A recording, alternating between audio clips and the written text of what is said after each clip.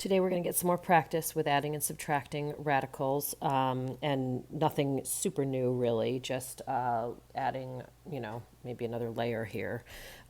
So let's just do some quick examples to get you guys in the groove. Remember that you have to have the same number in the radicand in order to combine them.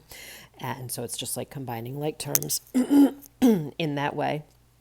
Now, with this square root of 8, you have to recognize that you can actually break it down into square root of 4 times square root of 2. And when you pull that 4 out, you get a 2. Okay, that becomes a 2. Square root of 4 is 2. And then I'm left with this, right? And I've got all my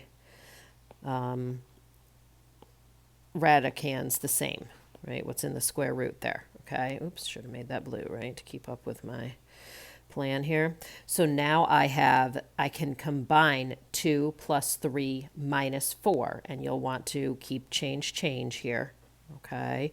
So I've got 2 plus 3 is 5. 5 minus 4 is 1, so I actually don't even have to put that down. It's just going to be 1 radical 2, but at the end of the day, I can just make it radical 2. Okay, that's going to be my best bet there. Okay, so the way that I got 1 was I did 2 plus 3. It was originally minus 4, but if I keep change, I get that. So that's 5 plus negative 4, and that gives me a 1, which is invisible out in front of the radical 2. Okay, so you're putting together all these tools that you already have. All right, let's look at the next one. Let's see, I've got a 3 and an 18 and a 27. I can't do anything about the 3, but I can certainly reduce this 18 to the square root of 9 times the square root of 2. And I can also reduce the 27 to a square root of 9 square root of 3.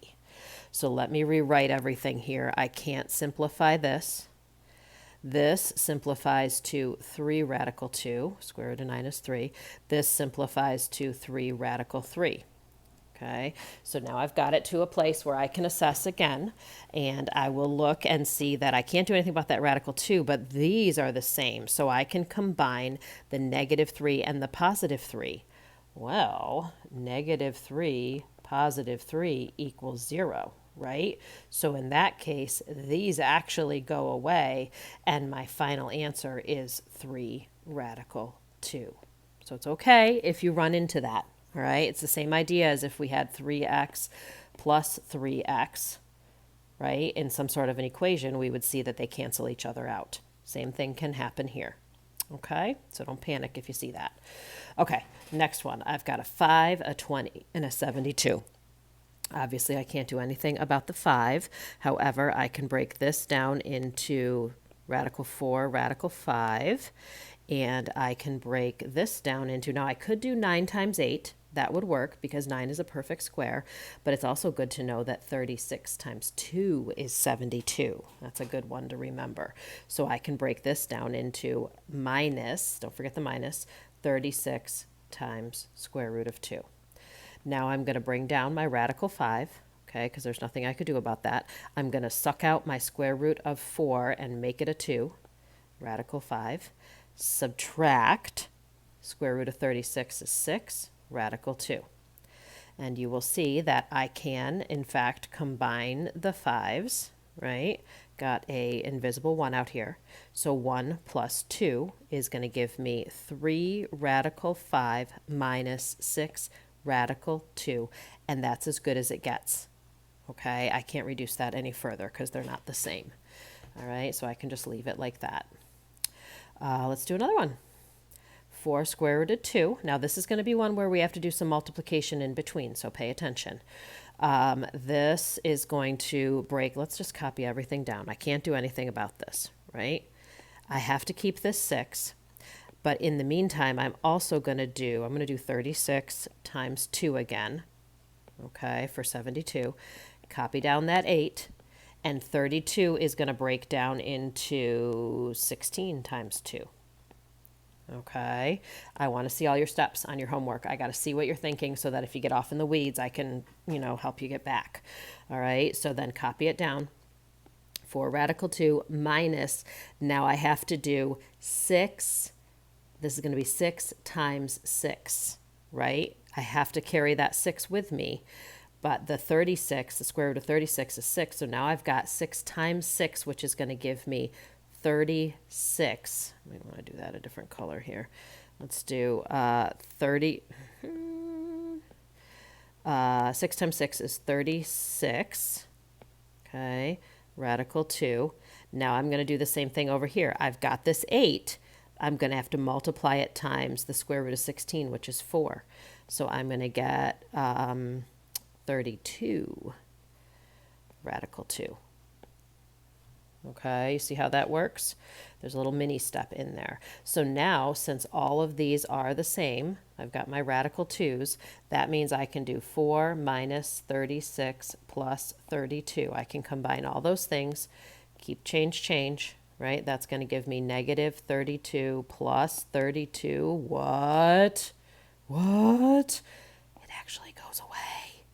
They all cancel each other out, and it's a big fat 0 for an answer. Whew, that was fun. That was beautiful. I like that problem. Okay, didn't see that coming. All right, so what if we have an x in the mix? What if we have an x in the mix?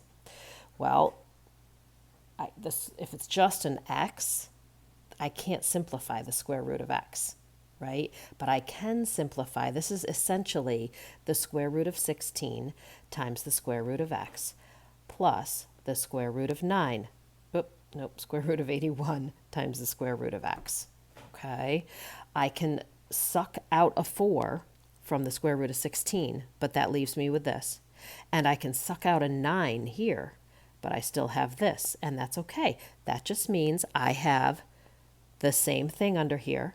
So just like we did before, we're going to combine this part to get 13, and we're going to leave this as it is.